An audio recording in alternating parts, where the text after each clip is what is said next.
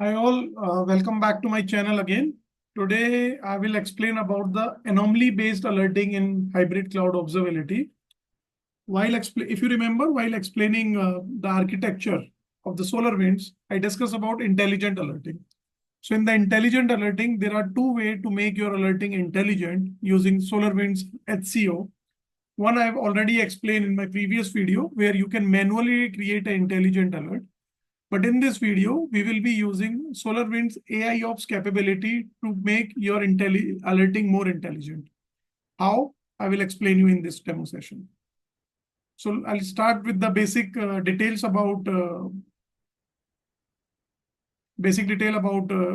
anomaly-based, how to enable it, what all features are there, what all details that we share with the AIOps platform of HCO, and how it works. So I'll start with the basic point.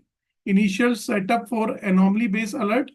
I will cover this in the demo session, how we can connect SolarWinds platform with SolarWinds AIOps services. Anomaly-based alert training period. So it begins immediately after creation of alert, and the amount, not alert, basically whatever you define, and the amount of time the training takes, it depends on the matrix that you selected, and it can take up to few hours. What kind of entities does anomaly-based alerting work with? It works with network node matrices. Also, it supports matrices for Linux and Windows Server, like your CPU, memory, packet loss, response time, and all. But it does not support Windows workstations. What is sent from Platform Connect to AIOps services? So this is also a answer I received from the documentation. What is being taken by AIOps services to enable anomaly-based alerting? So basically, IP address and host name by default. You don't need to configure it, but some other data, such as your node location and nodes contact details, if you explicitly define, I'll show you on documentation page.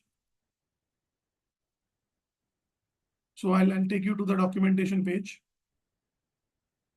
So there you see IP address and host name, whatever is there in these matrix tags will be collected by AIOps services. But client or customer data, yes, if you fill explicitly. Network topology, no. Security and admin credentials, no. Okay. Let's go for next point. What data is stored in cloud when using anomaly-based alerting? So it uses only time series matrices, no other data. Only your time series matrices data, whatever it is, it gets stored in AIOps services.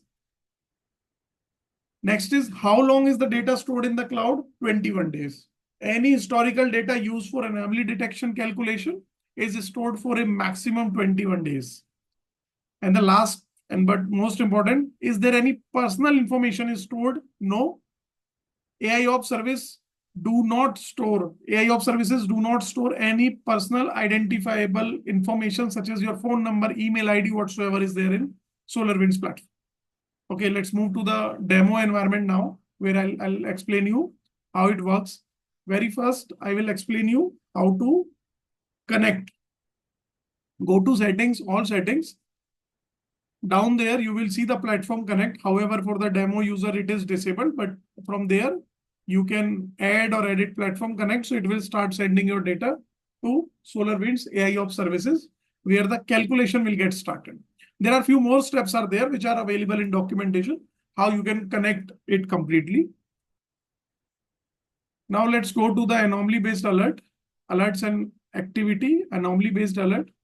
You see, there are 4 object type that we have, and anomaly-based alerts works for network devices, your Linux and Windows servers. If you click on add, this is already configured by the demo environment, but I'll create a new one. Give any name like demo alert. Severity you can choose out of 5. There you want alert on node, virtual cluster, virtual host, or virtual machine. So I'll select virtual host here. And if I click on the virtual host, you see these many devices are there, virtual hosts are there on which I can enable anomaly. Let me show you from where we can search network devices as well. See Hyper-V host, network devices, L2, L3 switches. So network devices, your Linux and Windows servers are covered in anomaly-based alerting. So I'll select one randomly, AWS AMI, click next. Now here comes the anomaly-based alert conditions. So it is, you can have multiple condition, as many as you want. Not only one condition, but you can have single condition, then group condition, then again group condition. So trigger alert when any of the condition is true or all your condition are true. So here, since I have selected one machine, so CPU, these matrices are available, packet loss, response time, memory. So let's take an example of the average CPU load is anomalous and greater than. So what is these two conditions? And suppose your data has been taken by AIOps services and they found the average CPU load is anomalous, means 70% or maybe 68%. But you are still at least concerned about for the alert or any notification. So what you can do, you can set if it is anomalous and it greater than 80%. So only in that condition it will trigger an alert. Now, not only means like this is something that you can manually, you can also put a condition. But here, if you completely wants to rely on AIOps capability, so you can have down. That's it. As soon as it is anomalous, means some anomaly detected by the AIOps services based on the previous trends, the data from the data it is learning, it will generate an alert. Okay, so there are two conditions, or maybe like CPU, you might have set 80%, but at the time when the system is showing average CPU load is more than 80%, but from the previous data trends, it has learned like at this particular time, average CPU load will remain 85% around. So that is something that you want an alert, but system is saying at that particular time, 85% is also a normal. Okay. So what it does, as soon as it is more than 85%, it will trigger an alert. So that's how you can have both the conditions. You can add single condition, one more, or you can add group conditions. So any number of conditions you can add. One more criteria you can add: condition must exist for more than this many minutes, seconds, or hours. This is also a condition you can add. Also, trigger one anomaly detection service is unavailable. So what is this? Remember how much time it takes in the slide when I was explaining how much time it takes to learn as soon as we activate this. But trigger one anomaly detection service is unavailable means the system has not learned from the data. Still, if the condition is met, matching with the criteria, it will trigger. See, it will not consider this portion anomalous. It will only trigger as soon as it is more than 80% or whatsoever is being learned by system at the time when this situation was true. Okay, so that's how, or by default it is enabled, you can disable it. This is all about the creating an anomaly-based alert. This is the complete AIOps capability.